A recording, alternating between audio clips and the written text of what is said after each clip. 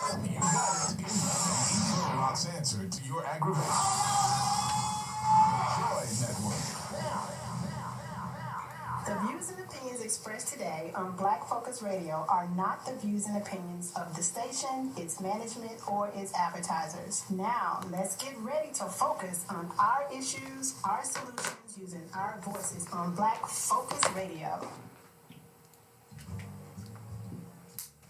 Welcome to Black Focus, the show designed with our community in mind, where we focus on our issues, developing our solutions, using our voices. Central Arkansas, surrounding areas, and the nation. Get ready. Black Focus starts right now. Phone lines open at 855-525-5683. So here's your host, David W. Coleman and Robert Webb.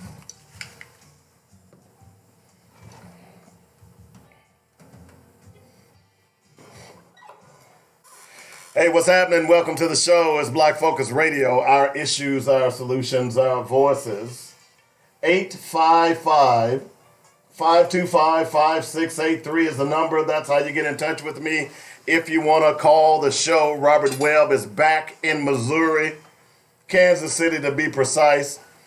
He went to Gates Barbecue yesterday. I told him he needs to take his butt to Gates. Black owned, one of the oldest barbecue joints in the city. Don't go to any of them fakes, okay? Them fair-skinned fakes, as I call them. So, and then I implored him to go to the Jazz Museum and the Negro League Museum. Both of those are right there together, so you can't miss them. You can't do one without the other. So he'll be out at least until Friday. So, of course, we'll have a couple of guests, and of course, you'll have me all this week. I want to remind you that we are literally on just about every platform there is now. Facebook, YouTube, Instagram, Twitter. So right now I'm streaming live on Instagram. And of course you can join the show. It is Black Focus Radio on Instagram. So it's really easy to find us. And also want to remind you that if you miss any part of the show, make sure you go out and download the podcast. It's happening every day. I upload the show every day right after the broadcast. So if you don't have time to listen to all the show, or if you're like me, sometimes I just don't want to listen to commercials. So I'm just being real with you. So I'll just fast forward through a lot of those commercials as well. So you can do the same. I ain't mad at you, but you can do the same as well. So make sure you check that out. And go out to the website and download the Joynet Radio app. So that way you can carry us everywhere you go. You go, Brazil. You can carry us everywhere you go as well with that. Okay? So make sure you do that also. So there are plenty of ways that you can get us. And of course, as far as the podcast is concerned, it's on 7-8 different platforms. So there's no reason why you can't find us. And spread the word. That's important. You got to start spreading the word about the show. Yesterday, our peak listening audience was 140 people from all over the country. Now, I'm going to be honest with you. That's the most we've ever had in that 2-hour period. So we really appreciate you. That means people are listening. That means people are spreading the word. People are talking about Black Focus Radio all over the country and continue to do so. That means we've got a message. That means that people are paying attention. And that's important because we need you to pay attention. No ifs, ands, or buts about it. Okay? Now, we got a lot of stuff to talk about today, and we'll certainly get into all of those. Let me go out here real fast and look at the T's so you'll get an idea of what we're going to talk about today. It's been 99 years, and the constant refrain has been, where are the bodies? Well, they may have been found in a mass grave relating to the Tulsa riot. My other question is, where are the bodies in Elaine, Arkansas? So we'll get into that today. Of course, there's an impeachment party that's going on at French Hill's office today at 5:30. So y'all show up, bring your beer, bring your tequila, bring your fatties, and y'all kick back like a frat rat at French Hill's office today. So we'll get into that as well. Plus, we'll talk a little bit about Gabrielle Union and she getting her comeuppance and realizing that she's not going to sit still, and proud of her for that. Man, we got a whole lot of stuff we want to talk about today. So y'all stick and stay. Don't go away. So before we do anything, of course, you know we have to do Black Facts. So let's do that right now.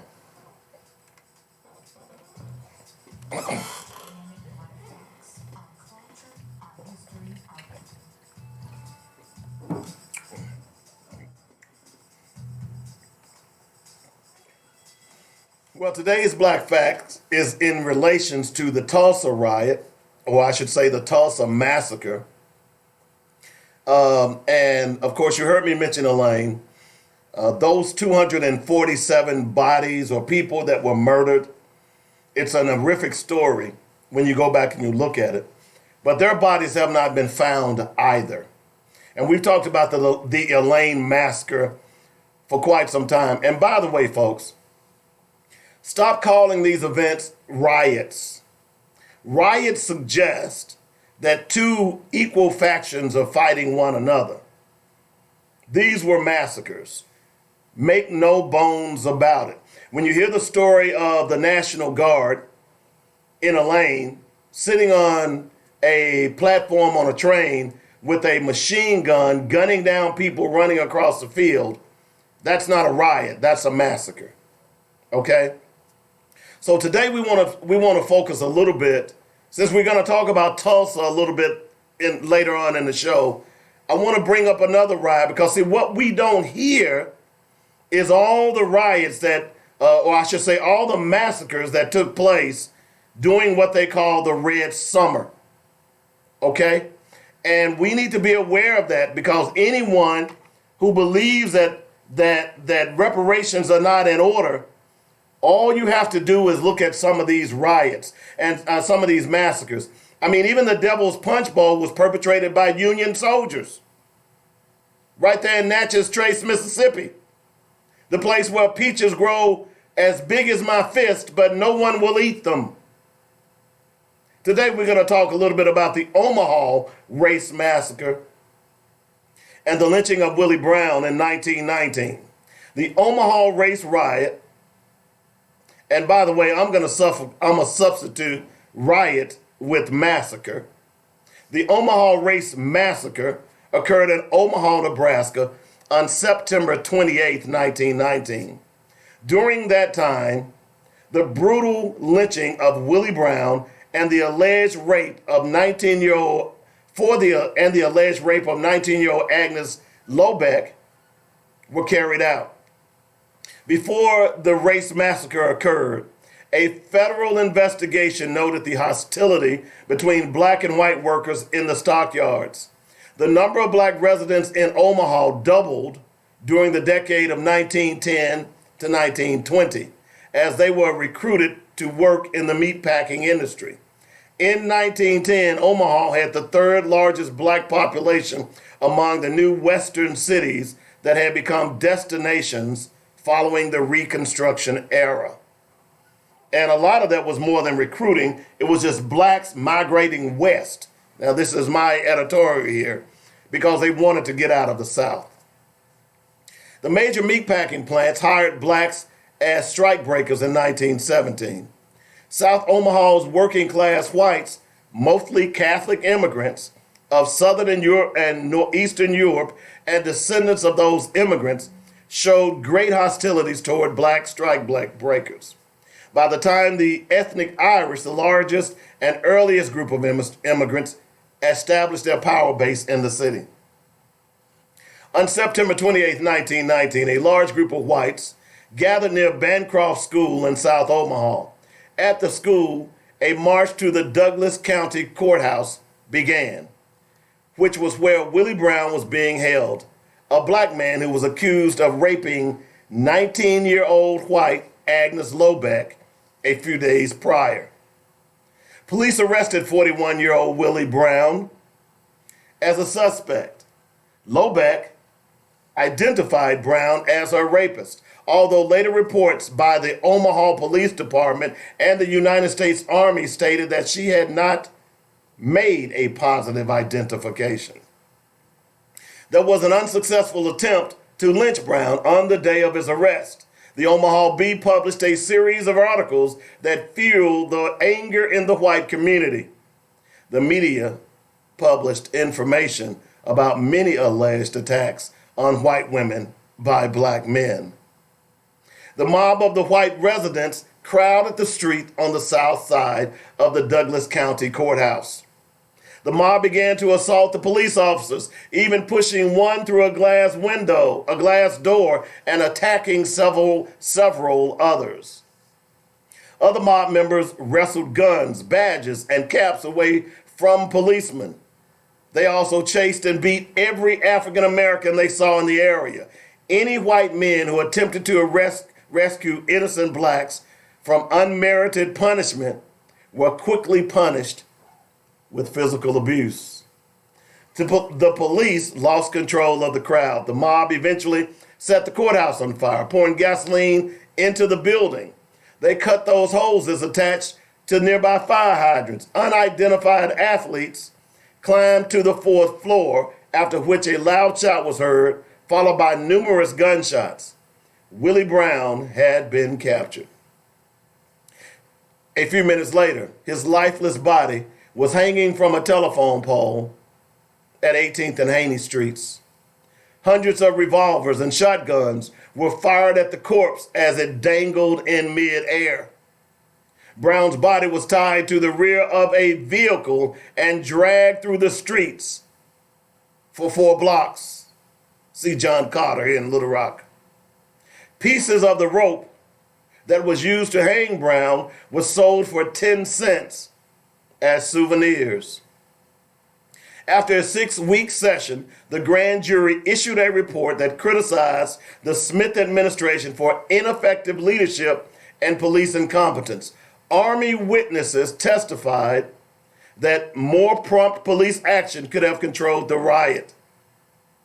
About 120 indictments were handed down for involvement in the riots, and of the 120 persons indicted for involvement, most were never successfully prosecuted, and all were eventually released after serving no time behind bars.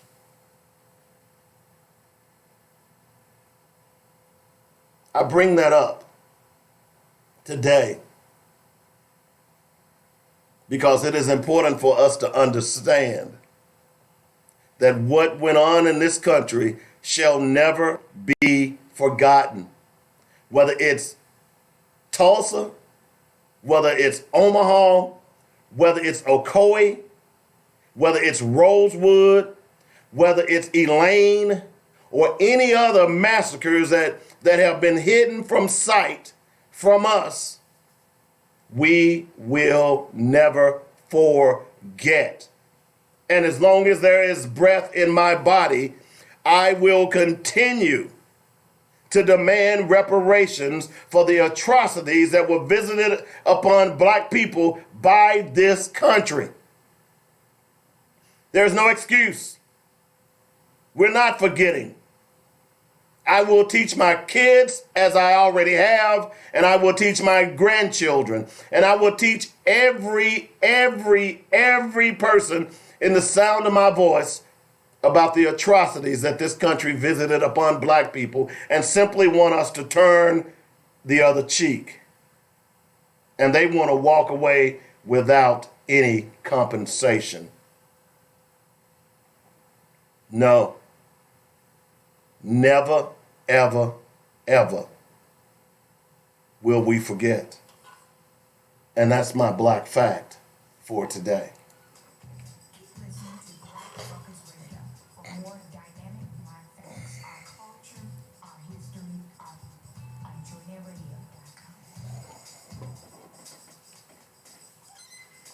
And don't forget, if you would like to sponsor Black Facts, give me a call at 615-554-0568. Isn't it amazing that when you go back and you look at history, the common denominator of all these horrific murders of black men was that they did something to a white woman? Isn't that amazing? Which is usually a lie. Remember Emmett Till? John Carter right here in Little Rock? When you go back and you trace, the common refrain from white murderers was, oh, he did something. Remember George Stinney? At one time, George Stinney was the youngest person to ever be executed. Do y'all remember that story? Let me pull it up for you real fast. Because George Stinney, if I remember correctly, was just exonerated. But two little white girls had come up killed, and they blamed little bitty George Stinney. I think he was 13 years old. And they executed this boy.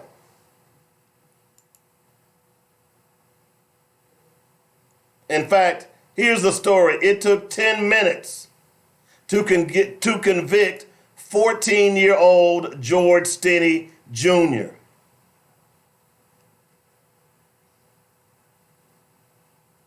"10 minutes. But after 70 years, he has been exonerated." That's a Washington Post article. In other words, a lot of these people who were murdered were innocent. The only crime that they committed,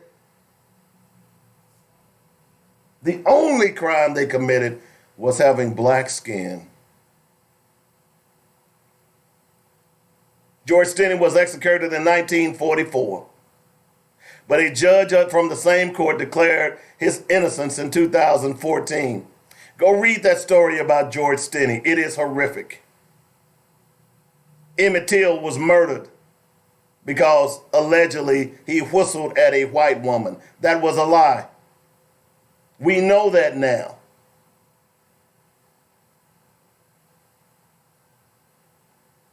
And y'all want us to forget? Y'all want us to just turn the other cheek?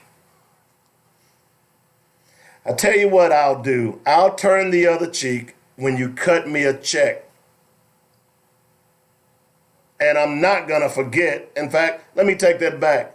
I'm not going to turn the other cheek either. I will never forget the atrocities that this country has visited upon black people.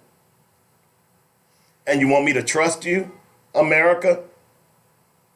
You want me to believe that you have my benefit, my best interest at heart? I can only judge a man by his history. I don't have any other way to judge you except by what you've done. What you've done to me. What you've done before me. That's how I judge everybody I meet. I start off with giving you the benefit of the doubt. Doesn't matter what color you are, doesn't matter what race you are. Doesn't matter what your sexual persuasion is. Because most people will reveal themselves to you in less than 10 minutes if you just listen. But America has 200 years of revelations against black people.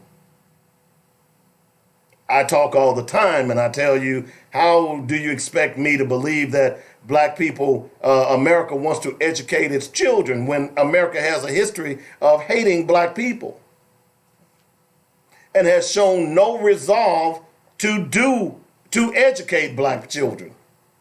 Every step of the way, they fought it. This is why I tell you, you should be educating your own children. This is why I tell you, we should be opening black charter schools. We should be opening black private schools. We should be opening black Christian schools. Remember the story yesterday about the 4 white teachers in Alabama who had formed a racist hate group on social media? And we talked a little bit about, do you really want those, when you talk about prayer in school, do you really want those people praying with your children, praying over your children, regardless of what your religious persuasion is? No, you don't. No, you don't.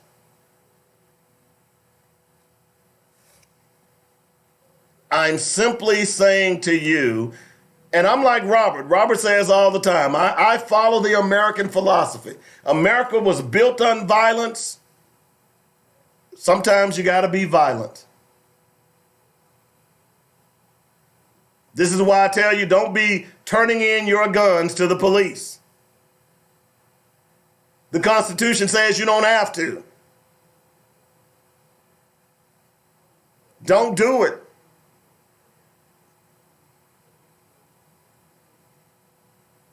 So what I want you to understand here in this particular black fact, because we're going to talk about Tulsa here in just a moment, is that do not trust America. It's laughable when black people are running around talking about, I'm for Donald Trump. You are a damn idiot. Well, he isn't racist. Well, wait a minute. If the racists are supporting you, then you're probably a racist. It's kind of like I got word of the Republican Party is backing a particular candidate for the 34th district here in Little Rock. Now, why would the Republican Party back that candidate? I'm not going to call his name. But if that candidate was smart, in fact, that could potentially be the death knell of his campaign. Now, if that candidate was smart, if that is true, and the reason I won't call his name because I have not been able to corroborate that information. But if that's true, then that candidate needs to immediately have a press conference and say, hey, I don't want, nor do I need the support of the Republican Party as a Democrat. I'm just saying, folks. The Republican Party doesn't have black interest at heart. And I debate whether or not Democrats do. Hey, think about this. So New Jersey had a congressman who ran as a Democrat, and he's decided to change over to a Republican now. We've had Democrats to do that in the past. But see, he didn't believe in democratic values in the first place. He was looking for an opportunity to jump ship.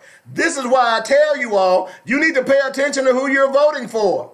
Just because they stick a label on their foreheads, all of a sudden, oh, that's my man, that's my woman. No. What have they done prior? Because their actions prior would dictate how they will act in office.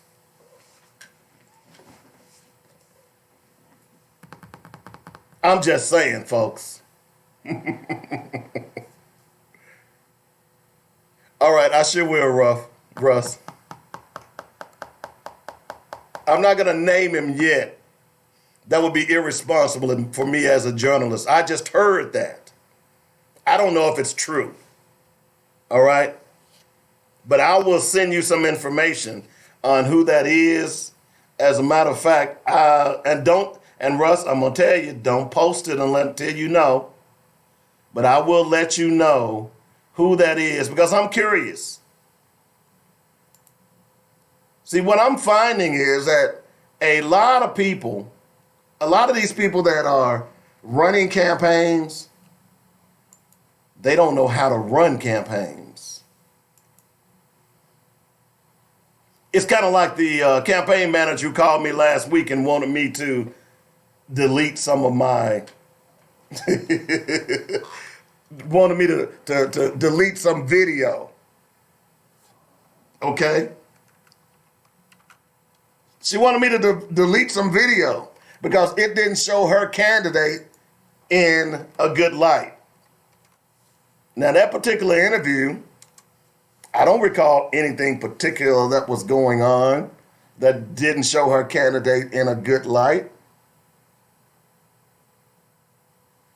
I know, Russ, I'm just messing with you. But she asked me, I'm a journalist, okay? I believe in keeping my sources close to the vest. I believe in the First Amendment.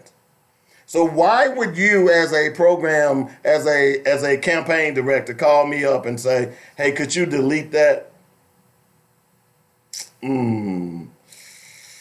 Oh, that's not a good look. But my point being is that y'all don't know how to run campaigns. Y'all just playing. Y'all pretending. But if I'm that particular guy who, if the truth is that the Republican Party is backing you, if I were you, now I'm giving you this free campaign advice. If I were you, I would issue a press release. I would issue I'd call all of the media and say, hey, I'm having a press conference to address the Republican Party's support. You got to know how to word your, oh, okay. You got to know how to word your press releases. Uh-oh.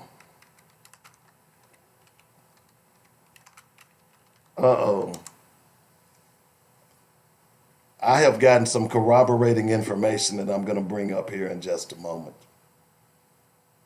Okay.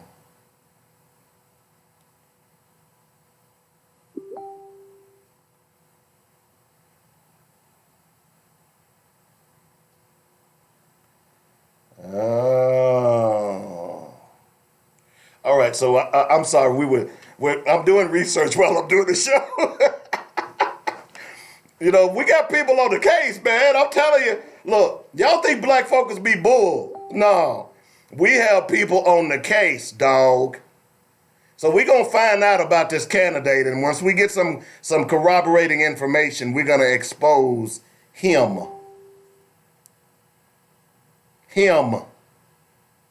Okay? I'm just saying. So let me talk a little bit about this. I promised that we would talk about Tulsa. As you know, it's been 99 years since the Tulsa massacres. Many of y'all didn't even know that the Gap Band, that's why they called their name is the Gap Band, because the streets that the Tulsa Massacre happened was on Greenwood, Archer, and Pine Streets in Tulsa in 1919. A thriving neighborhood of black entrepreneurs and businesses. They were doing so well that they literally didn't even need the white community. But for some reason, whites decided that they wanted to take that property. They couldn't have blacks doing better than whites. So they went in and they massacred hundreds of black people. In fact, the United States Air Force, the first time that a military force, and the only time other than the Civil War, that the military force had attacked an American city. The United States Air Force came in and dropped some type of bomb. So if you've seen the pictures of Tulsa, that is why all the buildings are burned. That is why you don't even see structures. You see nothing but a lot of vacant lots of charred cinder because the United States Air Force came in and dropped a bomb on Tulsa, Oklahoma. No, let me take that back. On the streets of Greenwood, Archer, and Pine in Tulsa, Oklahoma, which was the black neighborhood.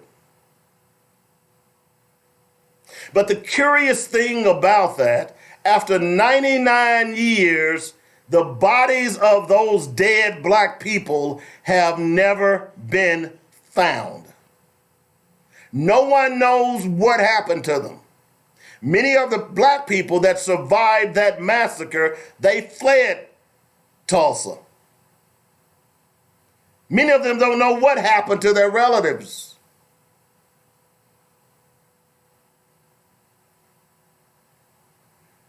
But there is news.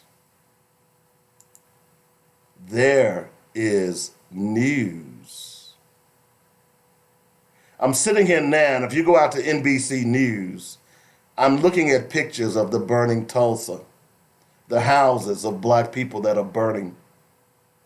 You see, because sometimes they say, if I wasn't there, it didn't happen. But we've got pictures, street by street, block by block. The white invaders moved north across African-American district of Tulsa, Oklahoma, looting homes and setting them afire. One caption on the picture says, houses burned in Tulsa, Oklahoma during the Black Wall Street Massacre of 1921. Another caption on the picture says, but smoke rises over the Greenwood district of Tulsa, Oklahoma during the race massacre that left 300 black people and 300 black people dead and hundreds more wounded in 18 hours on June 1st, 1921.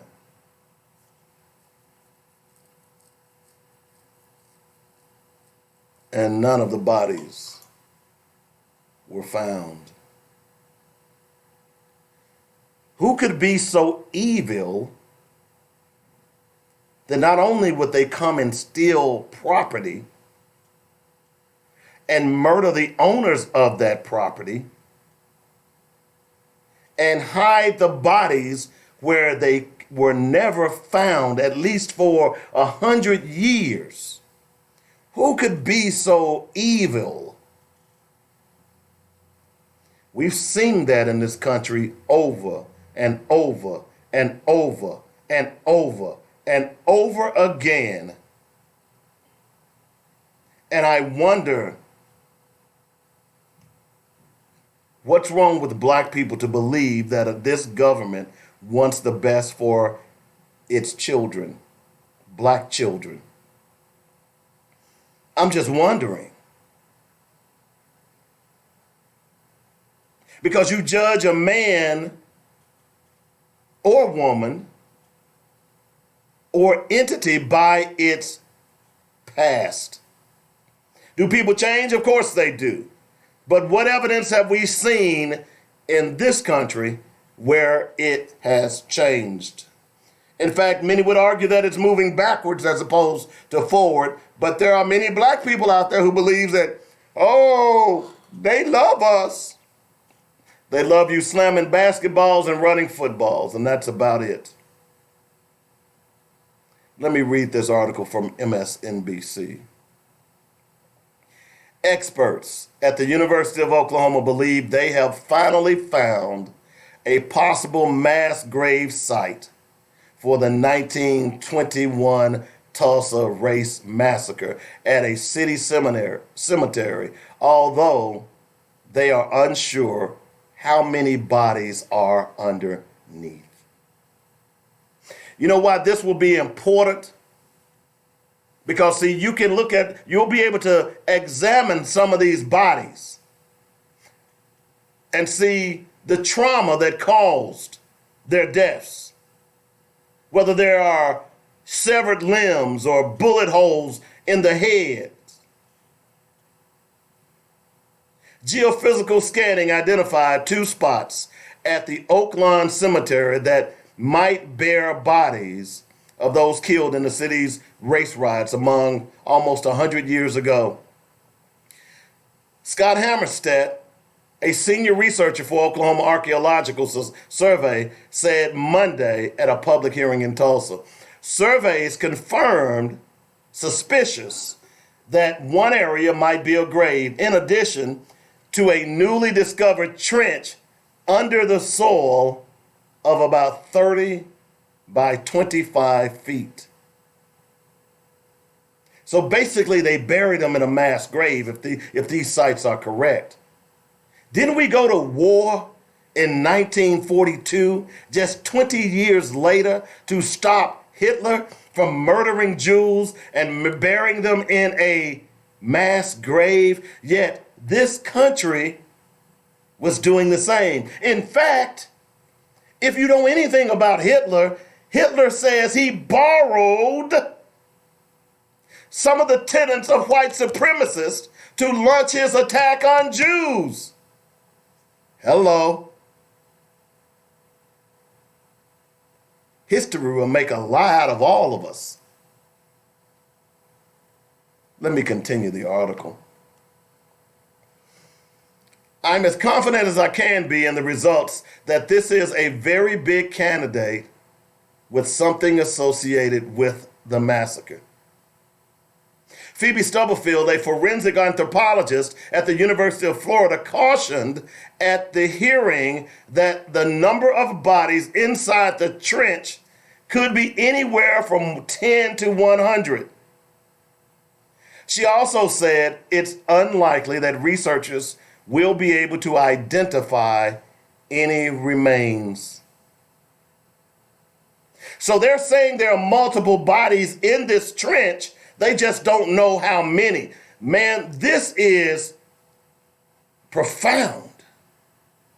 Because for 100 years, they have not been able to find the bodies of those murdered black people. We just don't know what level of preservation we'll get, said Stubblefield. The city is also working with the private owners of the Booker T. Washington Cemetery in Tulsa to gain permission to scan the grounds, which researchers suspect could be the home of another grave site. Tulsa Mayor G.T. Bynum initiated an investigation into rumored mass graves of the Tulsa Race Massacre in October 2018, calling the riots a point of shame for our community. A decision on the next step regarding the suspected graves won't be made for at least a few more months, as the Public Oversight Committee on the graves is scheduled to meet again in February. But experts recommended that the city secure the sites in the meantime. Now, let me give you the dateline on this story. December 16th, 2019. That was yesterday that this story was published. If the city decides to go ahead with an excavation effort, several permits will need to be approved. The Tulsa Race Massacre, sometimes referred to as the Tulsa Race Riots, began in May 1921 after a black teenager named Dick Rowland, after a black teenager named Dick Rowland was what?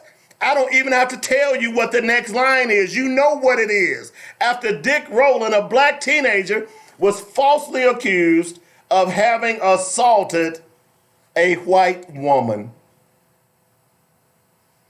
Rowland had entered an elevator where the operator, Sarah Page, screamed shortly after he arrived, according to the Tulsa Historical Society and Museum.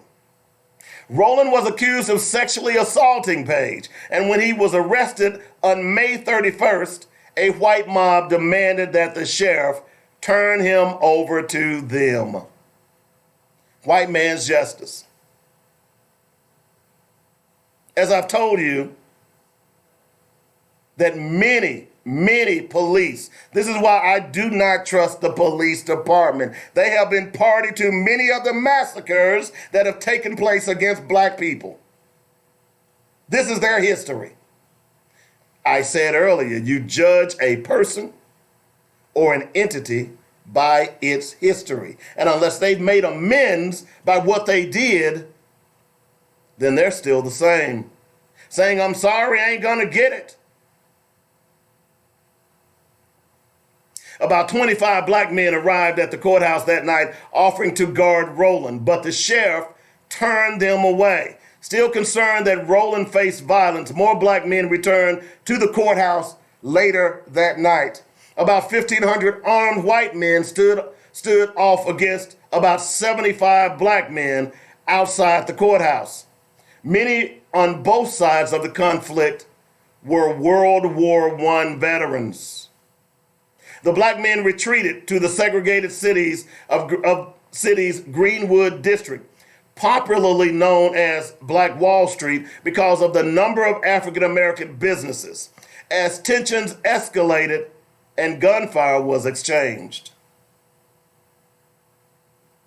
White rioters led by the KKK, by the way, the same KKK that is still in existence today, that is walking around getting tax-exempt status, yeah, that KKK, began burning Greenwood down early on June 1st, looting many of the district's black businesses as the governor declared martial law and brought in the National Guard.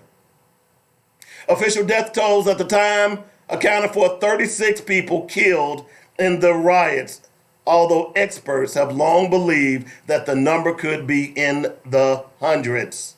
HBO's Watchmen recreated the two-day event in the pilot episode in October. The show, based on the 1980s graphic novel, used the unsettling massacre to set the tone for its season.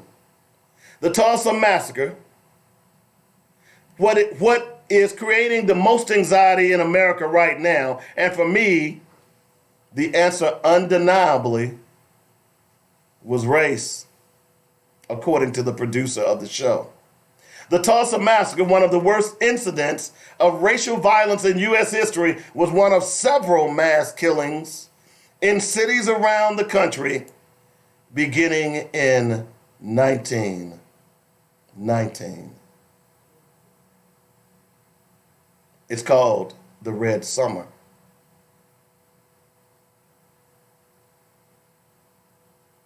So why am I bringing that up? I'm bringing it up is because we need to understand this history.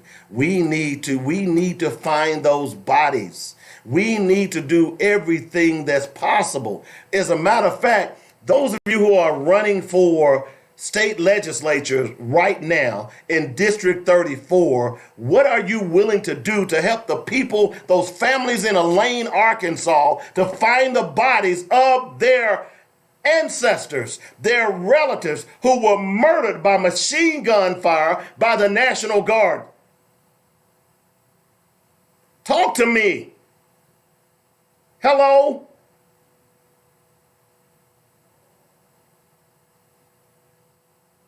Talk to me. You judge a man by his history. And unless he has repented, and I'm not talking about from sin, I'm talking about from his evil acts, where he has done justice to change the outcome, then he does not deserve peace. No racist on this planet, no racist in America deserves peace.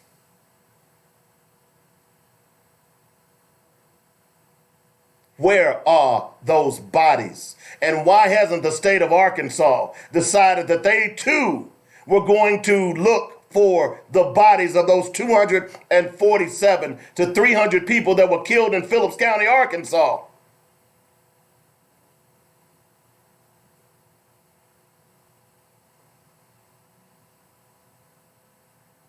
Where are the bodies? We need to know.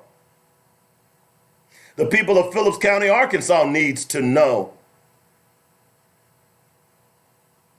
The massacre in Wrightsville, although they claim that those boys that were killed in the Wrightsville fire, it was accidental. But do you believe that? Do you believe that that barn that burned and killed those black boys 20 miles from here, well, 10 miles from Little Rock, Arkansas, do you believe that that was accidental? I don't. I never have. When I first heard the story when I was 17 years old, it was not accidental.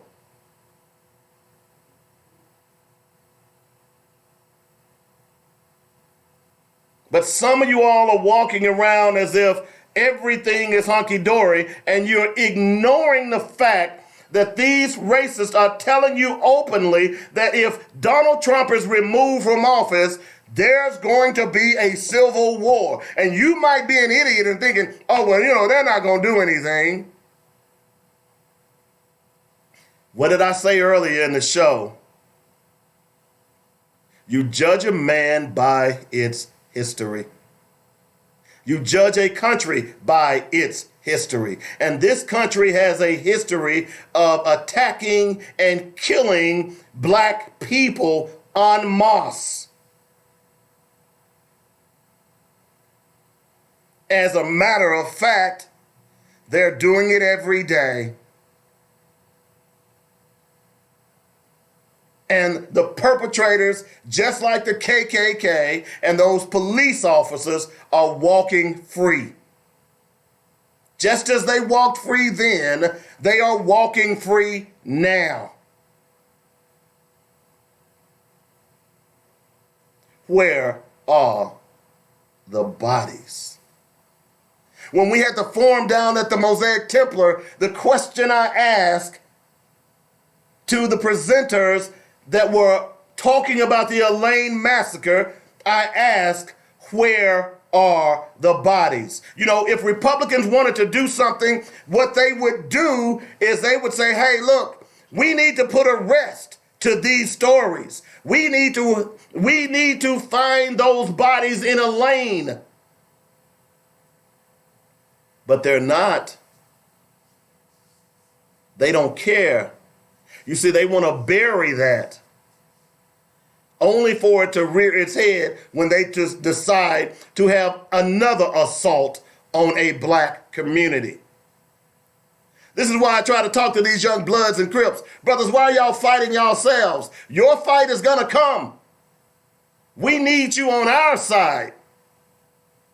We need you to defend our neighborhoods. You shouldn't be defending a housing project that you don't even own.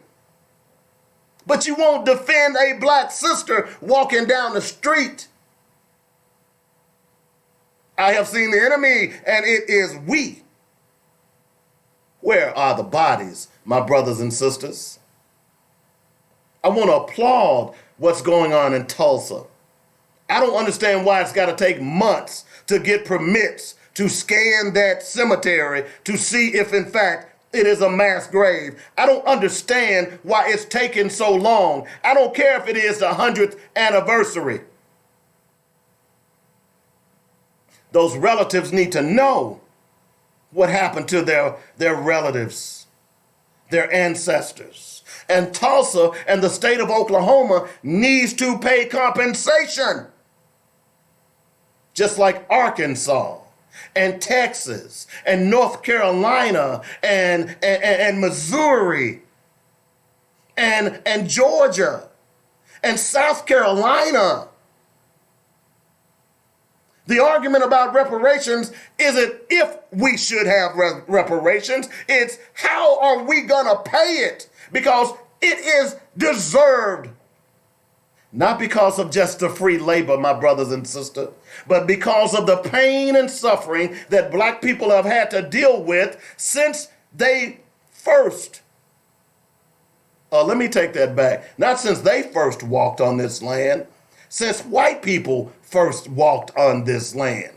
Because, see, I've told you over and over again that there were black people on this continent before white people got here. Hello.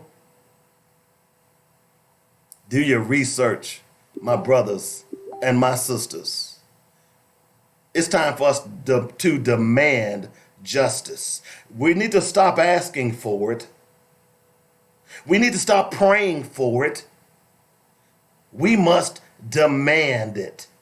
And when you demand justice, that means you're willing to stand for justice.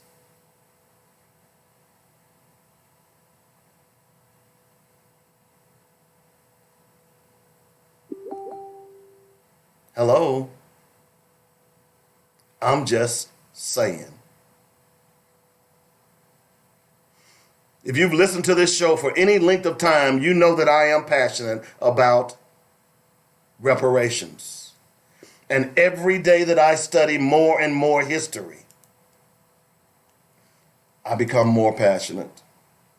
I become more concerned.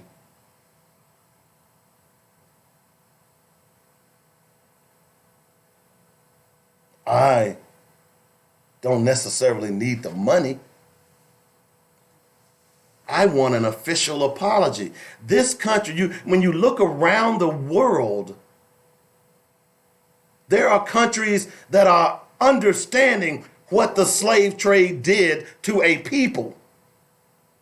And they are coming to grips with it. I told you the story of the owner of Panera Bread. I told you that story where he realized that, oh, I didn't know that my ancestors had participated in the Jewish Holocaust. And what made that story so great is because when the information was brought to him, he didn't obfuscate it. He didn't call them the bearers of the messenger. He didn't call the messengers liars. He paid for his own study. And he realized that, hey, my great-great-great-grandfather was part of the Third Reich. And you know what he did? He began to set up funds for Jewish families that had been affected by the Holocaust. See, that's a white man who is sincere about his ancestors' past. He didn't say, well, I didn't benefit from it, because he did. And most white people have benefited from slavery. In fact, all of them have. That's why it's called white privilege. That's why when you see these studies and they ask, would you trade places with, what black man would you trade places with? And they always say no one. And I remember the study that I read years ago. They even asked, well, what about Michael Jordan? Would you trade places with Michael Jordan? Every one of them said no. Even with the money, the fame, the fortune that Michael Jordan had, the poorest white guy would not trade places with Michael Jordan. Why is that? Because of the pressure? No. Because of the melanin. They understand. They understand what the melanin is all about. They understand the hatred that has been promulgated through the history of the white race about black people. I'm just saying, folks, we don't have to live this way, but the perpetrator has got to have a come to Jesus moment. You just got to.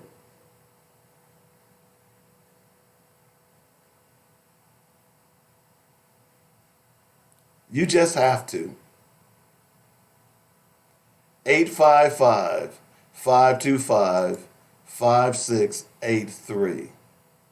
Thank you, Russ. We will talk about that on the other side of the hour. This is why I love our listeners.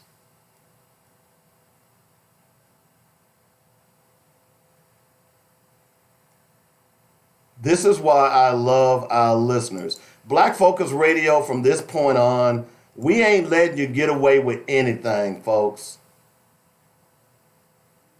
It's just not going to happen.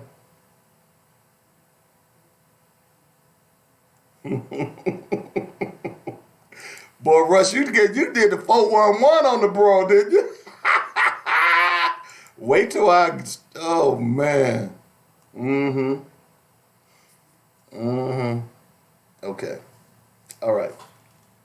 855-525-5683 is the number. I know a lot of people are listening on Instagram. I really appreciate that. Make sure you like this program and spread the word. We making it real. LaTanya just sent me a picture. This is the mass grave in Elaine where you see the hill in the field. Oh, I see it. It's surrounded by cotton. It's time for the state of Arkansas. It's time for the state of Arkansas to apologize. And I want to know whether or not these black leaders are going to go to the state and demand an apology for some of the atrocities that took place here in Arkansas. We've talked about John Carter. It's time for an apology. But you want to apologize because apology says guilt. And once you get that apology, see, this is why they won't apologize.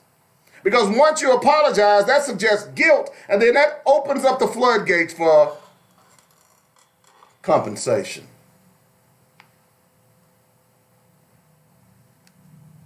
$855-525-5683 is the number. Appreciate it, Mr. 57560 on Instagram. We do this every day, my brother. It's our issues, our solutions, our voices. It's called Black Focus Radio. Monday through Friday, noon to 2 p.m., right here on Joynet Radio. Tell somebody, tell a friend. I've got to take the top of the hour break. When I come back, got some interesting information on Ryan Davis, along with some other things. Where are the bodies?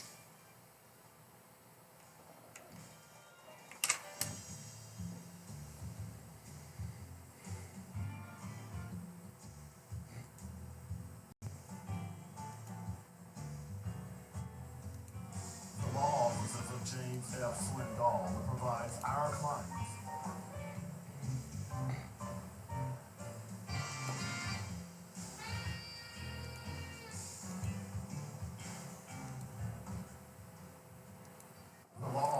of James F. Swindoll provides our clients the personal care and attention that larger law firms cannot offer. Our experienced attorneys have brought hundreds of cases to verdict in state and federal court and recovered millions for our clients. If you or a loved one have been injured or have property wrongfully damaged, we may be able to help. Do not hesitate to contact our firm anytime for a free attorney consultation. Call 1-800-848-1290. That's 1-800-848-1290. Or email inquiries at arkansas-personal-injury.com. Our law offices are centrally located at 212 Center Street in Little Rock. That's the law offices of James F. Swindoll, personal injury and products liability attorney serving Arkansas since 1977.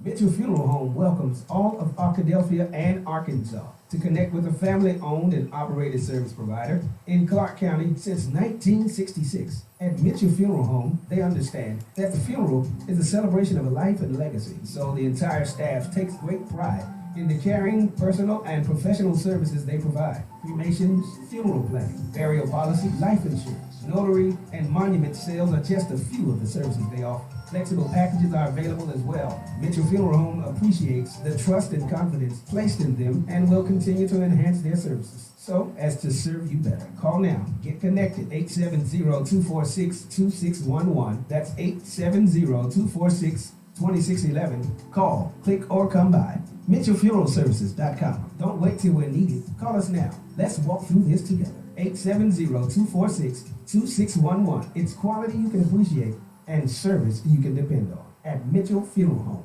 Hi, this is Alvin from Habibi's 4317 East Broadway in North Little Rock. We still have the green top at your very next stop. The same great service, but more of it. Give us a call, 501-663-1553 or 664-2992, or call our toll-free number, 1-877-HABIBI-1. Diapers, pull-ups, hospital beds, wheelchairs, Simply Fit, diabetic supplies, underpads, and more. Your durable medical supply center. LeBron James is the greatest player we've seen this generation. You have to be careful when you start saying, and so, well, he wouldn't as good as Mike, or he wasn't as good as Magic. Every generation you get that. You begin to sound like that old man that lives down the street, and every time you walk on his yard, or you even walk by his yard, he's on the porch, and he's got that little crooked finger, he's like, get off my lawn! Get off my lawn! Join the weekly sports magazine every Saturday, 8 to 10 a.m. on JoyNetRadio.com. Get off my lawn! You got it. Easy Orthodox answer to your aggravation. The Joy Network. The views and opinions expressed today on Black Focus Radio are not the views and opinions of the station, its management, or its advertisers. Now, let's get ready to focus on our issues, our solutions, using our voices on Black Focus Radio. Welcome to Black Focus, the show designed with our community in mind, where we focus on our issues, developing our solutions, using our voices. Central Arkansas, surrounding areas, and the nation. Get ready. Black Focus starts right now. Phone lines open at 855-525-5683. So here's your host, David W. Coleman and Robert Webb. All right, welcome back to the second hour of the show, Black Focus Radio. Our issues, our solutions, our voices, 855-525-5683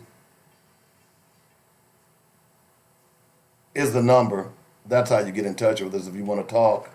Today, of course, you can hit me on Facebook. You can respond with some letters. You can respond with some posts on YouTube or Instagram. Either one of those will be fine. I'm already making new friends on Instagram. So, and of course, you can download the app, joynetradio.com. It's the purple and white app that says Joy.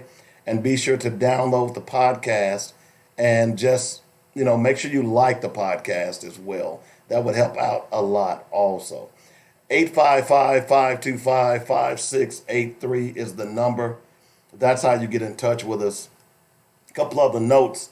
Blacks in London host the first ever memorial service for victims of the transatlantic slave trade. That happened a couple of years ago, and this just came across my wall. But what took you so long? I'm just asking. What took you so long?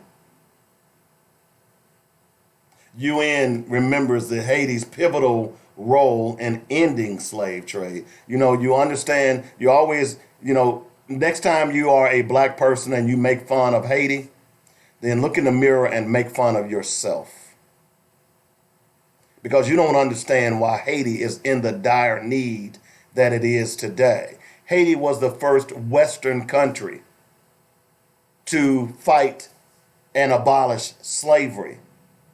Thusly, the United States, Great Britain, France, all of the white countries who were leading the charge on slave trade abandoned Haiti and tried to destroy Haiti. That's why Haiti is in the predicament that it's in today. It has nothing to do with it being an all-black nation. It has nothing to do with black people being there. I've heard that lie for decades. Oh, see, those black folks down there, they don't know what they're doing. Haiti has been systematically destroyed over the decades because they fought first against slavery. 855-525-5683 is the number. We're going to talk about Ryan Davis here in just a moment. Okay? You heard me reference a representative earlier. I'm going to tell you why I referenced him in just a moment. But let me get through a couple of other headlines that I want to talk about. The Conway, Arkansas head basketball coach has taken a leave of absence. Why has he taken a leave of absence? The assistant head coach, Anthony Boone, will run the program. By the way, that program is 1-9. I'm sure he didn't take an absence because they're 1-9. What is going on? Is it medical or is it something else? Inquiring minds want to know. And if you all don't, I certainly do. I'm just curious. By the way, the cheerleader who was punished for taking a knee during a football game wins $145,000 in a settlement. She was a cheerleader at Kennesaw State University and took a knee during the national anthem during a football game. She's been paid $145,000. Tamia Dean sued KSU's then President Sam Olens along with Scott Whitlaw and Matt Griffin, who worked for KSU athletics department at the time, after her public protest with 4 other cheerleaders, which took place in 2017.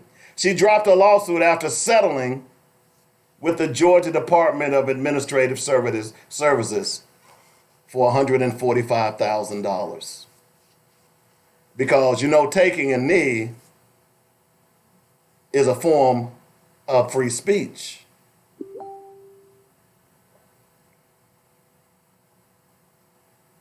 Hello? See, there are a lot of people out here who wants free speech for themselves, but when black people decide to utilize free speech, oh, that's not y'all. Y'all don't get that. Well, last I checked, I'm a damn American. I get everything and deserve everything you deserve. So good for her. I wish it would have been more. At least that'll pay for her college tuition.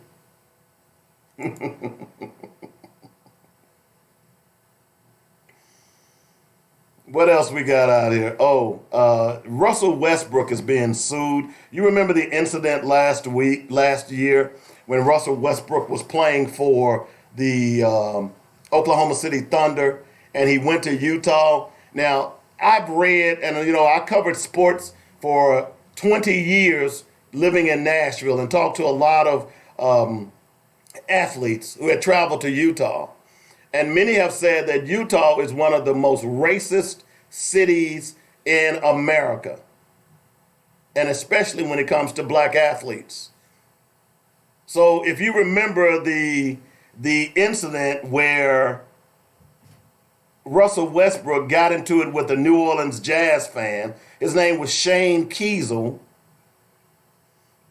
and Shane was thrown out of the arena, and he's not allowed back in the arena. He basically told Russell Westbrook to get on his knees like he used to, and Russell told him, "I'll F you up." And NBA players talk a lot about some of the stuff that fans say to them.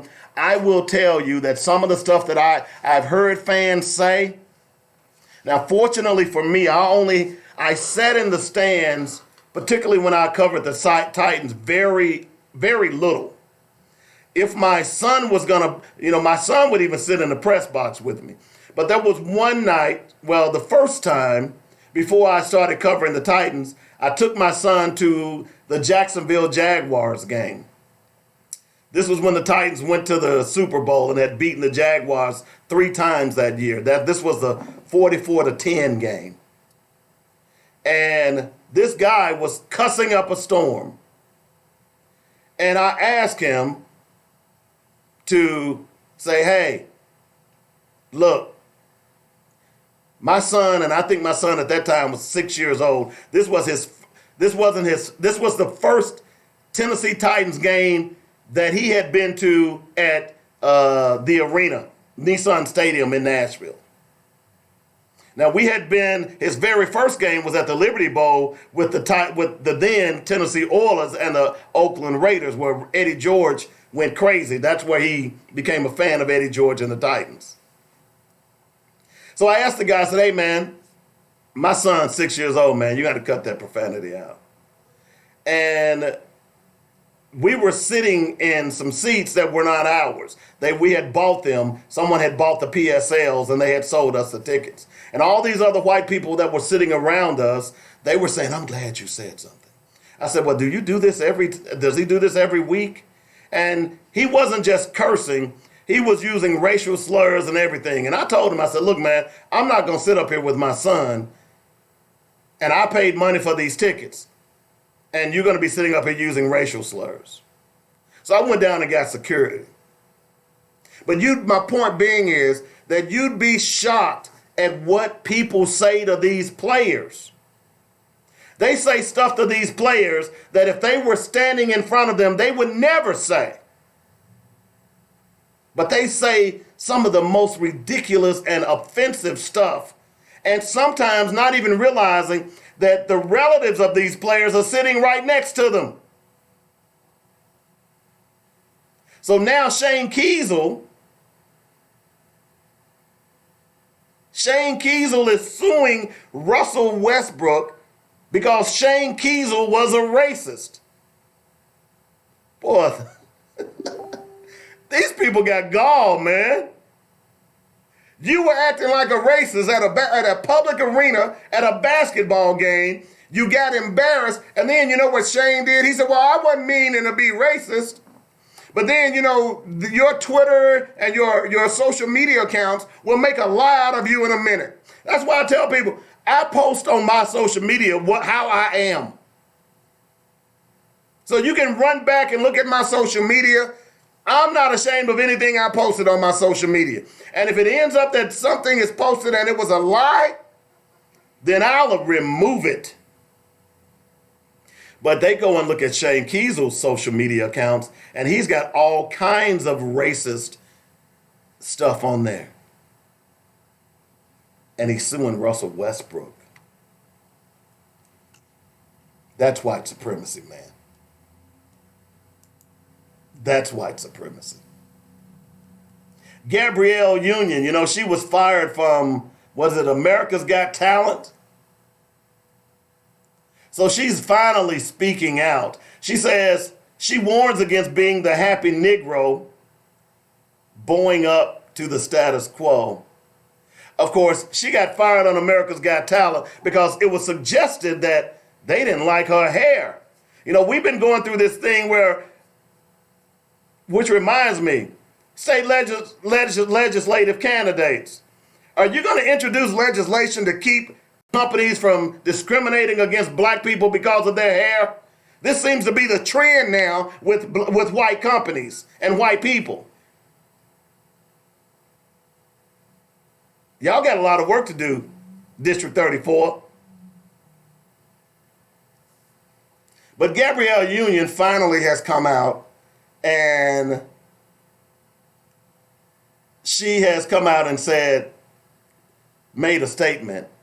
In a move that felt so subtly directed at NBC, she advised the black people in attendance, don't be the happy Negro that does the bidding of the status quo because you're afraid. It's terrifying. There's a solid chance you'll lose your job too. I speak from experience. So the question I have, was Gabrielle being the happy Negro just happy to be on America's Got Talent? And then when she got a comeuppance, she now decides she wants to speak out? But no matter when you get the comeuppance, as long as you stand up and speak out, I ain't got no problem with you. She goes on to say, being the chip in the cookie, you're always in this situation where you're seeing things, hearing things, and you're presented with a choice. What kind of chip am I going to be? She explained after the event. Are you going to assimilate and allow all of this to go on? Or are you going to say something and immediately be othered? Are you going to say something? You know it's wrong. Everyone knows it's wrong. Well, at least you finally realize that, Gabrielle. And by the way, ain't no such thing as black feminist. I'm just saying. We're going to get to Ryan Davis in a moment. I just got to cover a couple of things. We talk a lot about cops on this show. And look, I respect police when they're doing their job. But what we found in this country is police don't respect us. So I can't respect you if you don't respect me. You know, to get respect, you got to give respect. Okay? But we found that there is a serious police problem in this country. I say it all the time. I offer evidence all the time. That doesn't mean I'm anti-cop. I'm just simply saying that there are too many bad apples in that barrel. And the whole damn barrel needs to be thrown out. Here's another example. A New York City policeman charged with breaking into a Tennessee home next door to his Airbnb and threatening the family inside is headed to jail. Michael J. Reynolds was sentenced, check this out, he's headed to jail. But you know how much time Michael J. Reynolds, now let me ask you a question. If I go and break in your house right now, how much time do you think the black man right here getting? I'm just wondering. Would it be a year? Would it be 2? Would it be 5? Well, Michael J. Reynolds, he's only going to be spending 2 weeks in jail and 3 years in probation for the 2018 break-in, according to court transcripts. A patrol officer in Manhattan faced charges of assault and aggravated criminal trespassing after terrorizing the victim, Kanice Halliburton, and her sons in their Nashville home. He pleaded no contest to the charges earlier this year. How the hell was he able to plead no contest? Was that a special privilege that he got as a police officer? Halliburton, along with 2 witnesses, took the stand at the December 6th hearing and recalled the events of that night. The mom of 4 says she was at home with her sons when Reynolds, 26, was in town for a bachelor party and staying with friends at an Airbnb, kicked down the door in a drunken rage. The incident unfolded. Oh, he's just a good old boy. He just had his snoot full. The incident unfolded in early hours when Halliburton, in bed with her youngest child at the time, heard shouting outside her home. She asked one of her older sons to peek out the window and check it out. I could hear like someone yelling, and it was really loud and it was close, she told the court. I was like, something doesn't sound right. By the time Halliburton was dialing police after her son spotted Reynolds in their front yard, his shouts continued to grow louder.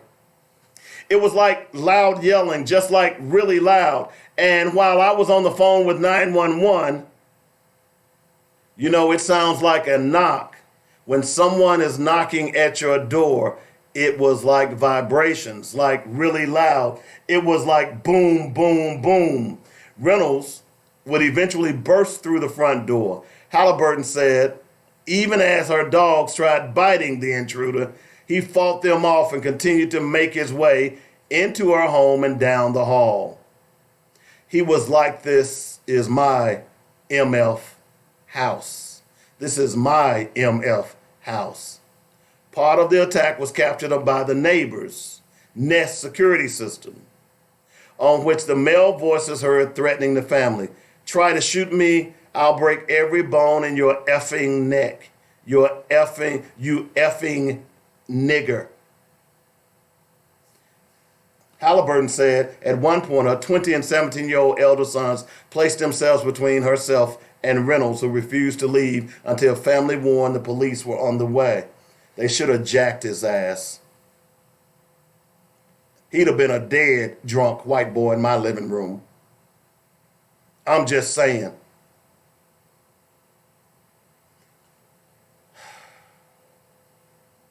I'm not going to finish that story. That kind of ticked me off. He's a New York cop. Okay? Reynolds later took the stand and continued to express remorse over the incident. He said he was decommissioned and suspended from his job for 30 days, though he remains employed by the NYPD. So wait a minute. Police can commit crimes. They get a slap on the wrist, right? As I said, there's a problem with policing in America. Couple of other, and then we're going to wrap up the show with this Ryan Davis thing. By the way, have you all seen the video of the young lady was snatched Monday night when she and her mother were walking down the street near Yankee Stadium in New York? Two men just jumped out of the car and grabbed this young lady. Her name is Carol Sanchez. She's 5'5", 150 pounds. She was wearing a dark blue shirt, white sweater, blue jeans, and black sneakers when she was abducted. It is horrific. It's getting to the point where you can't even walk down the street. Sisters, by the way, she was a black girl. Her mother tried to fight them off, and they kind of dragged her down the street. Brothers and sisters, particularly brothers, you need to start teaching your children how to do hand-to-hand combat. This is serious. Every woman now, I told you last week, 64,000 black women are missing in America today. I read a story last week where a little 3-year-old black boy was found dead in a dump, who had been reported missing in China. He was an American black kid who had been abducted and was found dead in China. This is serious. We need to start paying attention. By the way, make sure you make it over to the French Hill office on 1501 North University Avenue. It's the Prospect Building at 5:30 this afternoon. It's a pro-impeachment vigil. I'd say it's a party. Y'all go over there and have a good time. Frenchie ain't going to be there, by the way. Hopefully after this election in November, we won't have to worry about French Hill because Joyce Elliott will be in that seat.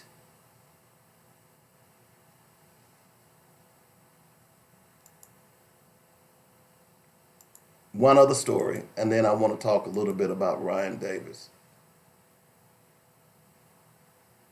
Well, two other stories, but the second one is it's about electing. So, are you taking a home paternity test? There's a lawsuit. Paternity test falsely ID'd Baltimore man as the father. This man is suing the company that conducted the test for $75,000 for the cost of supporting the child and her mother and the pain of learning he wasn't the father. Yeah, you're right, Russ. There's plenty of parking at that impeachment event. So y'all show up en masse, okay? Get over there and raise hell with little Frenchie. He ain't doing nothing for Little Rock anyway. He voted to cut food stamps. He voted against just about everything Arkansans need.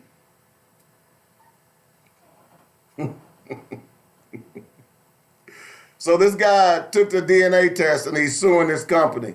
Look, I tell guys right now, I don't care how much she protests that it's your baby. Get a damn DNA test. I don't care how long you've known her. I don't care how long you've loved her. I don't care how sweet and simple you think she is. And you know what? I don't care if you're married to her. Based on my experience, you better get a DNA test. Because you know what happens if you don't get that DNA test? There was a judge in Memphis called Judge Turner. He said, I don't care if it's not your child. If you pay for them long enough, it'll start looking like you. That's the attitude that they have. By the way, if your wife goes out and gets pregnant by another man, did you know that you're financially responsible for that? Get a DNA test, brothers. There's that old saying, it's better to be safe than sorry. Don't get mad at me, sisters. Y'all know some of y'all are treacherous out there. Some of y'all freaking just as bad as some of these guys are. And then y'all pick and choose who you want to be the daddy. Because, oh, he got the good job. He gonna be the daddy. And he hadn't even breathed on you. Don't get mad. Y'all, look, you listen to the show. We just real on this show.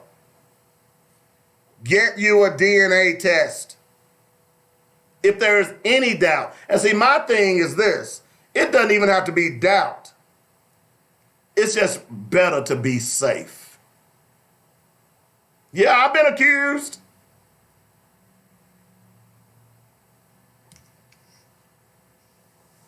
Yeah, you're right, LaTanya. If he's married to her and he gets a DNA test and the child is not his, he's still going to be financially responsible. I guess y'all didn't know that, did you?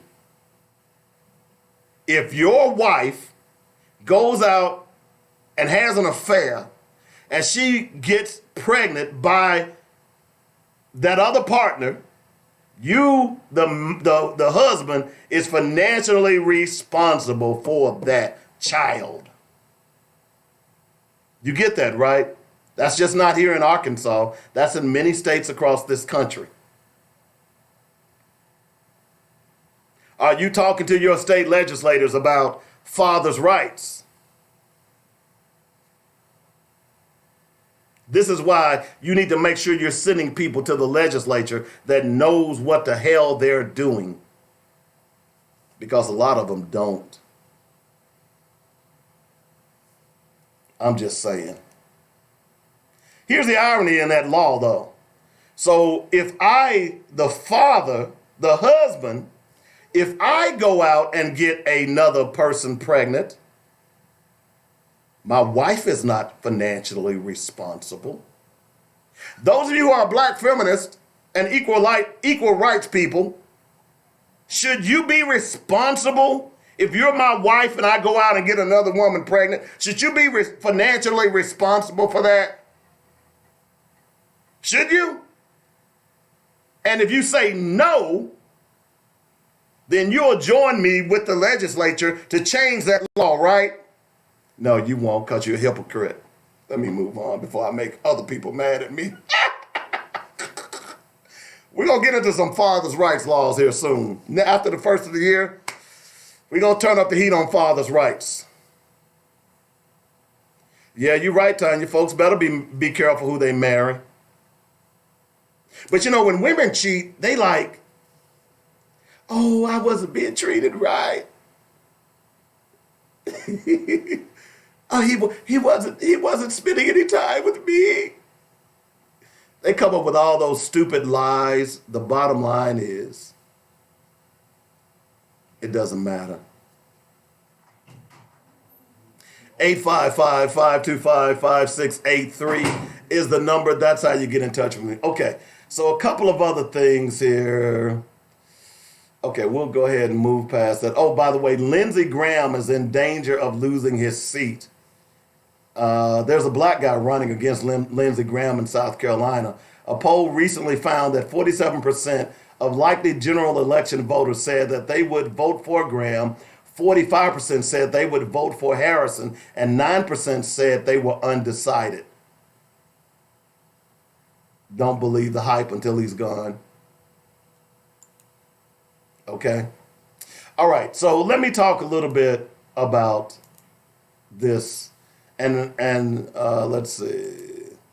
What I like about some of the things, you can find out a lot of information if you want to. You can find out a lot of information if you want to.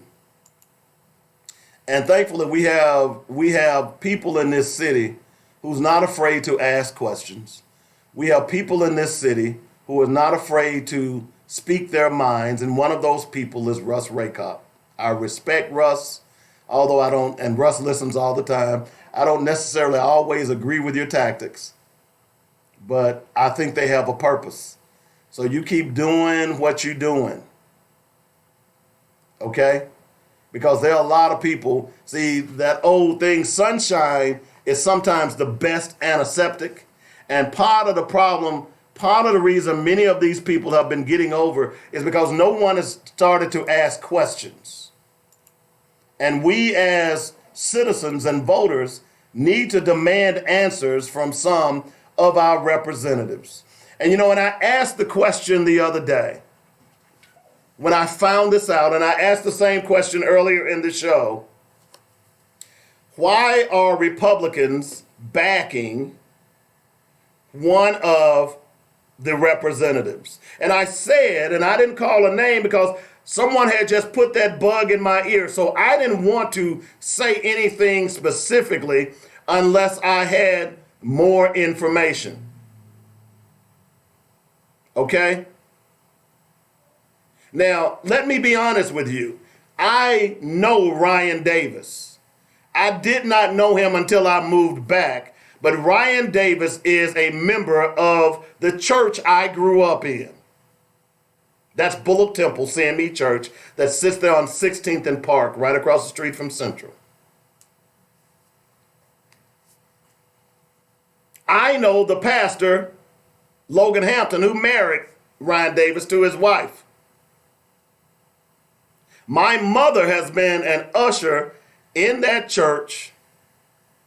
I would argue I'm over 75 years. I'm 58. My mother is 94. And by the way, she's still on the job. You go to Bullock Temple every Sunday, Miss Coleman will be standing. And if you heard the interview that we had with Ryan Davis, he even acknowledged my mother and who she was. What do I think about Willis? Who is Willis? So it was brought to my attention earlier today that Ryan Davis was being supported by the Republican Party. And I found that curious that the Republican Party would come out and support openly a Democratic candidate.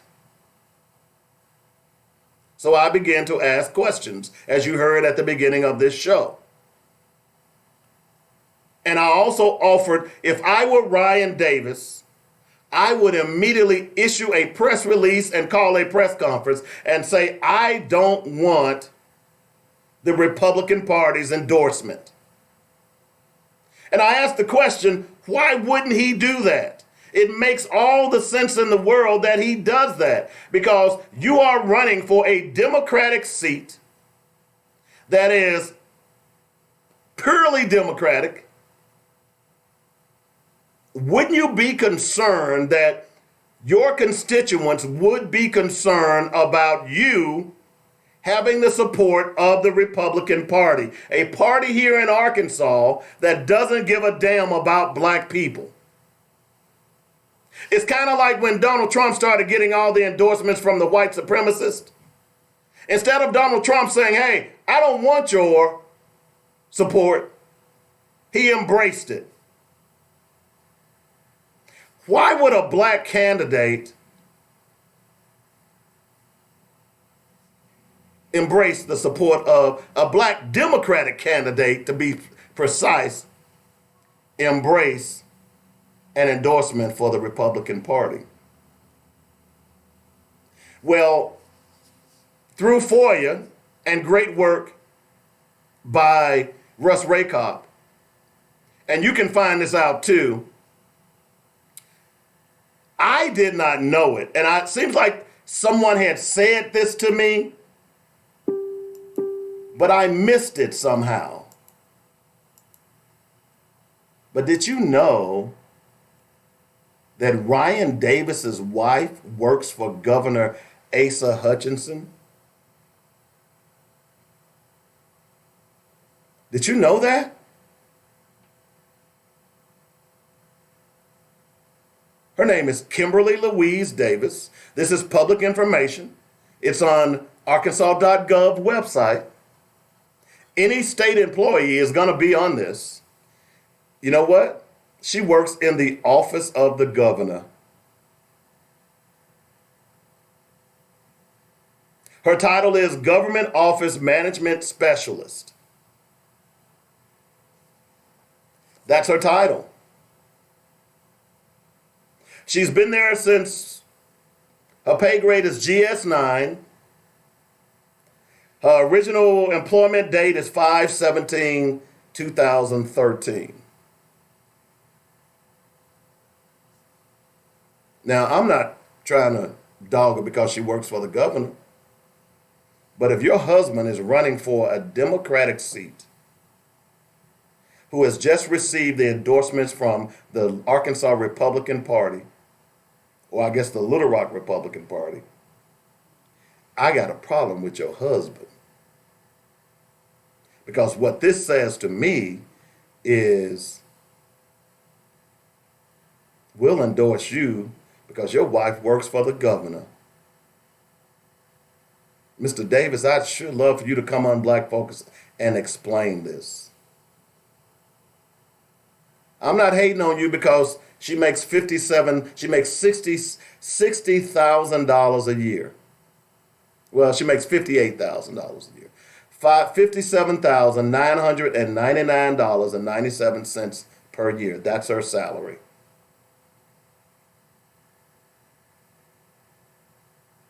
So is that why the Republican Party is endorsing you? Now, you can certainly work in that office and have a different political slant.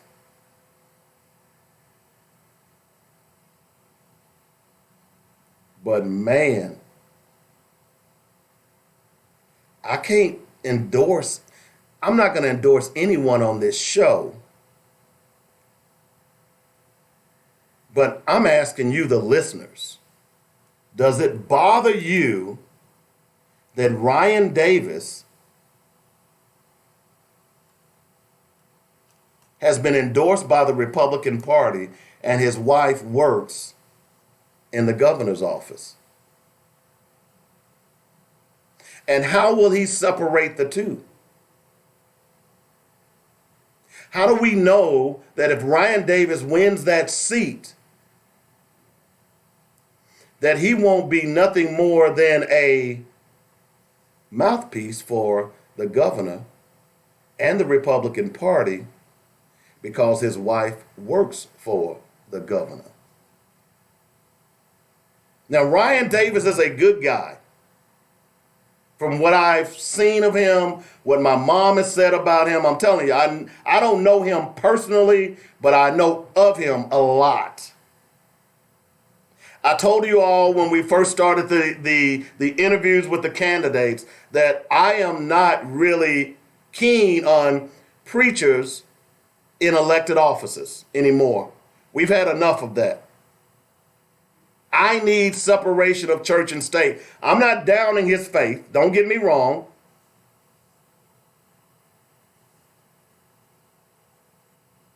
I disagree with you, Tanya.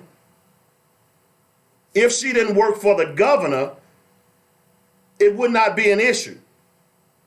But the fact that she works for the governor, did you not hear her title? Let me go back and read her title.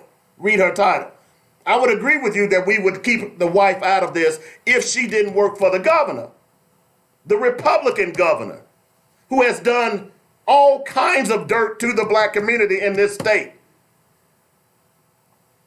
Here's her position title: Governor Office Management Specialist. Her agency is the Office of the Governor.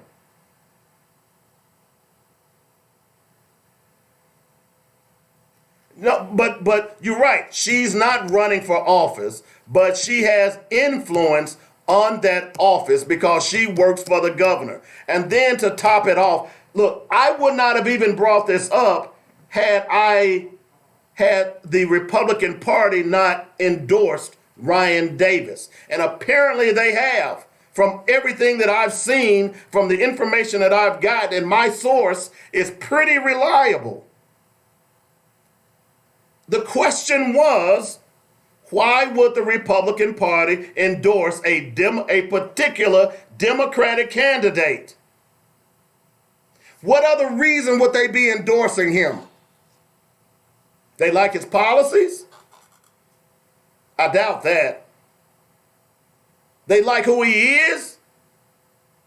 Or are they endorsing her because his wife works in the governor's office? That's a legitimate question. I'm not trying to bash his wife. That's a legitimate question that voters need to know.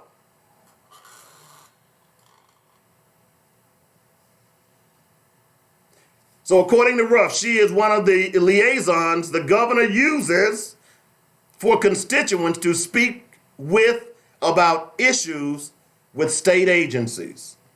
So she works directly with the governor. I'm sorry. No, I'm not sorry. This is fair game. If she worked for the unemployment office, that would be different. If she worked for any other government agency, that would be different. But she works with the governor. And the Republican Party has endorsed this candidate. This is fair game, my brothers and sisters.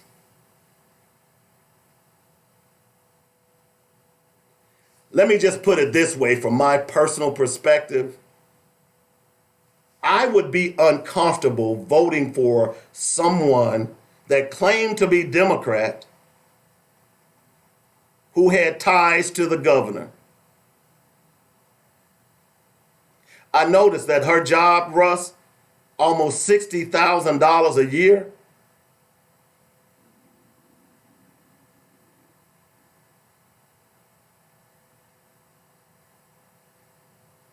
I'm just saying, there's no record to pull. He hadn't been in the legislature. I'm just simply saying there's something peculiar about this, that if Ryan Davis or any of his campaign people are listening, he's more than welcome to come on this show and explain it. See, these are questions that we have to ferret out in our community. We need to know what color your shoes are, or I should say, what color your feet are when you take off your shoes. I just made that up.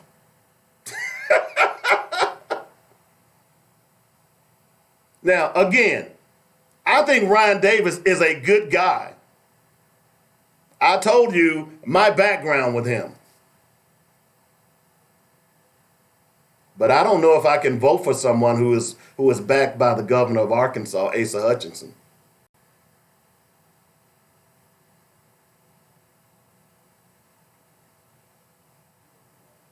Well, that's true too, Tun. You can't pull the voting records.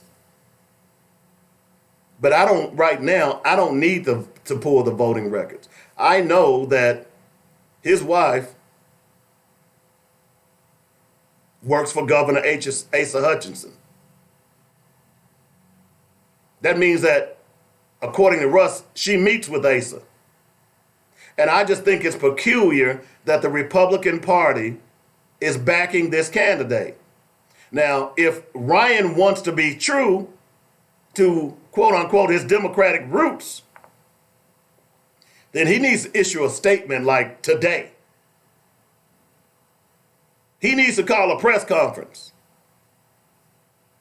Here's what I would say. I'm going to give him some free press conference advice. I, Ryan Davis, was recently made aware that the Republican Party of Little Rock, or whomever they are, is backing my candidacy. Let me make it perfectly clear that I have no ties to the Republican Party whatsoever. Although my wife does work for Asa Hutchinson, that will not influence my Democratic leanings or support one iota. In fact, I would prefer that the Republican Party rescind their support and make it public. Let me say it one more time, that I do not want nor wish to have the backing of the Arkansas Republican Party as a Democratic candidate. That's all you got to do.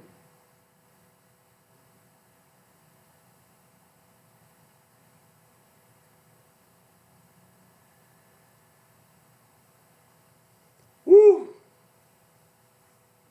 I'm sorry. If what I'm seeing is true, he hangs out with Judge Hugh Finkelstein, Mr. No-Knock warrant judge himself. You see why you have to dig deeper on these candidates. You see why you have to really look.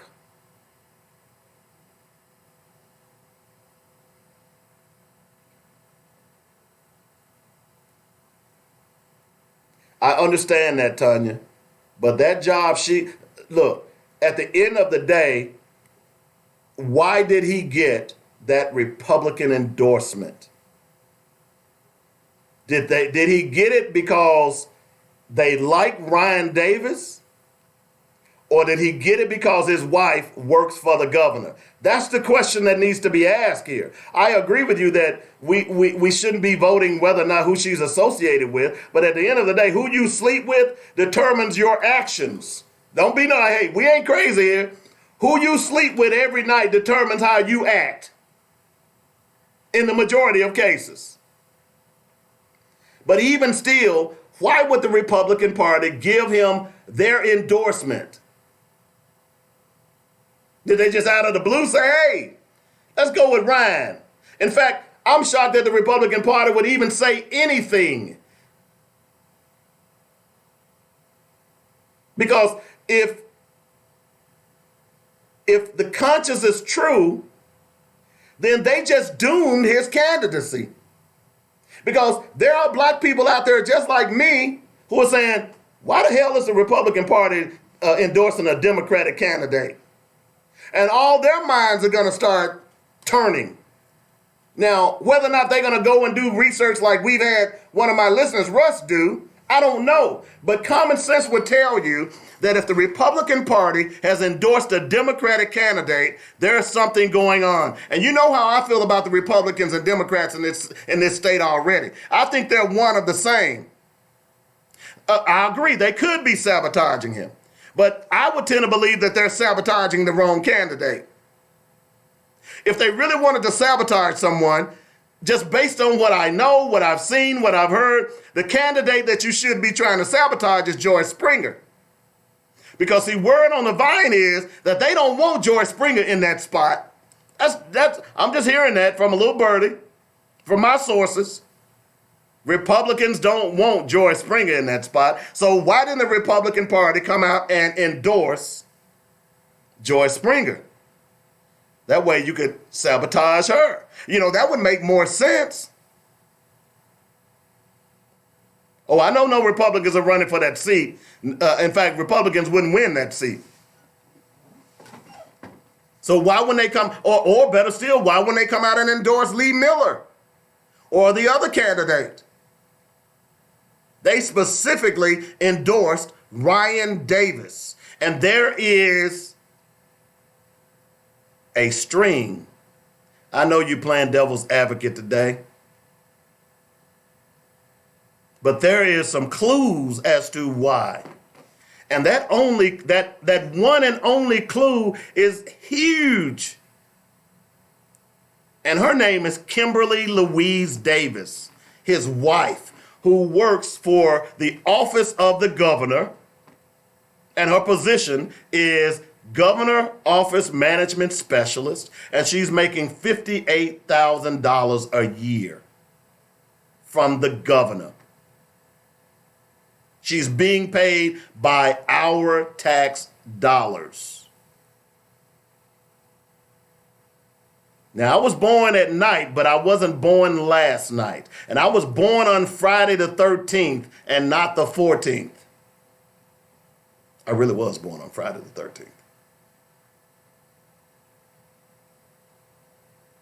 Y'all say, oh, I know, I see why you weird now. Yeah, whatever. I'm just saying. I'm not trying to be mean. I think Ryan Davis is a good young man.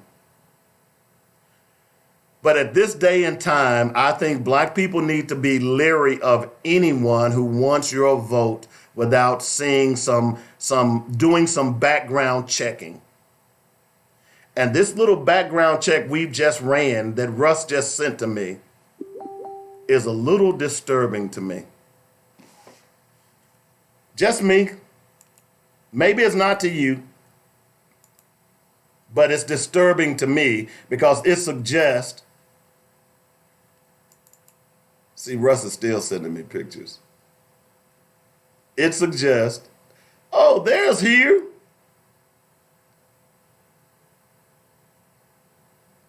I'm just saying, folks. Now, again, if you are a supporter of Ryan Davis, if you know anyone that's a supporter of Ryan Davis, and he wants to come on the show, call the show, and explain what's the tie, if he wants to come on this show and denounce the endorsement from the Republican Party, he's open to do that as well. You can tell him, call him, text him. All I'm simply saying is this. This is a little bit disturbing to me. Now, again, I'm not endorsing one candidate or the other. I've said that before. I think it would be unfair for me to use this forum to endorse a candidate. Now, they're more than welcome to come on this show. They're more than welcome to buy some ads. In fact, let me take that back. You done been on the show once. If you want to come on and address this particular issue, I'll let you. But you need to start spending some money with JoyNet. You black candidates like to come on this show, but you don't want to buy no ads. So why don't you buy some ads? All of y'all. That's part of the reason I don't call some of y'all back. Hey, Dave, I want to come on your show. That's part of the reason that I don't call you back. Because you want to come on the show because you know a lot of people listen, but you don't want to buy any ads. You don't want to spend any money with a black business, but you want to claim blackness.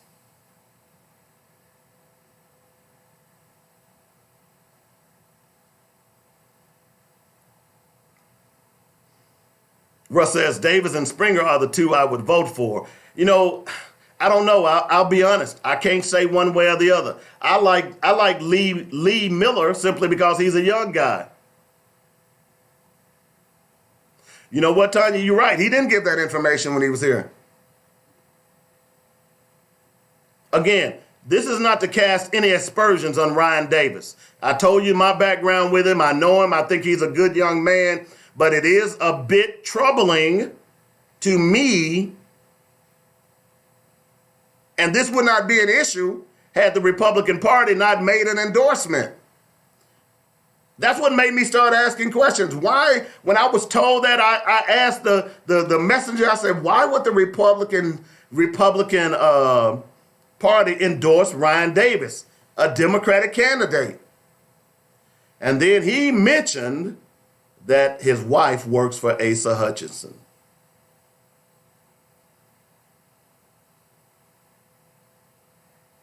That's disturbing to me. So if I'm Ryan Davis, he needs to make a public statement about this because this stinks. It could be innocent. But if I were him, most people think like me, and particularly if you live in the black community, and when you've been done in so many times by black politicians,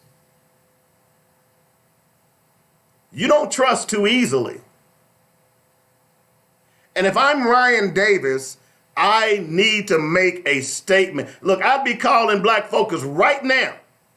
I'd be blowing up my phone saying, "Dave, man, I need to get on the show and clear this up." And I'm giving you the benefit of the doubt, Ryan, because I know you. In fact, I'd do it to any of them. But because I have a quote-unquote personal relationship with you, you know my mother, you know my family.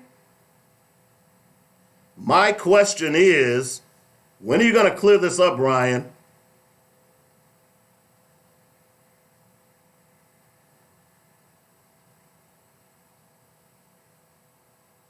I'm just saying, it needs to be cleared up quickly. And if you don't, this is going to hurt your campaign.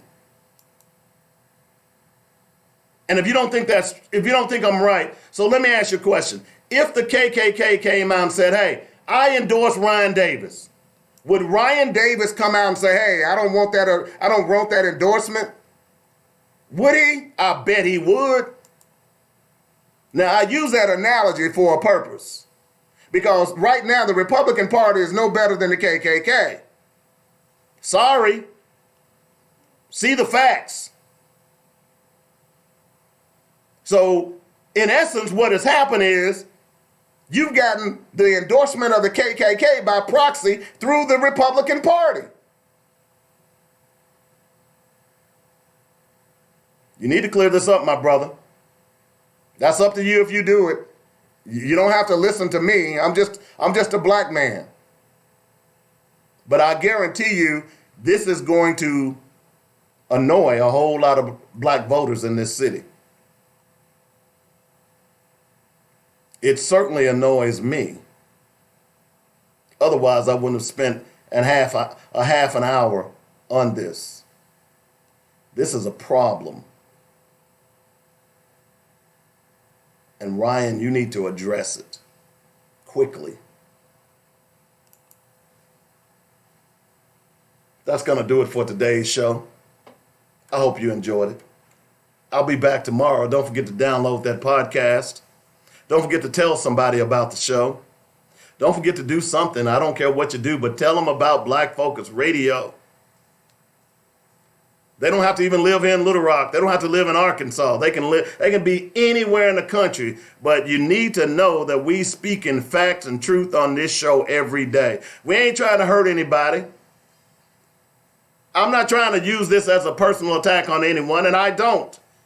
And I don't allow my listeners and callers to do that. But we're going to ferret out the facts on this show, because facts are what matter. Nothing else does. And there's a Republican Party who simply doesn't give a damn about facts. We are told, if we work hard, you will succeed. But if that were true, black people would own this country. We are oppressed because we're black, not because we're ignorant, not because we're lazy, not because we're stupid, and got good rhythm, but because we are black. That's Stokely Carmichael. Y'all have a great day. We'll see you tomorrow on Black Focus Radio. It's our issues, our solutions, our voices, right here on joynetradio.com.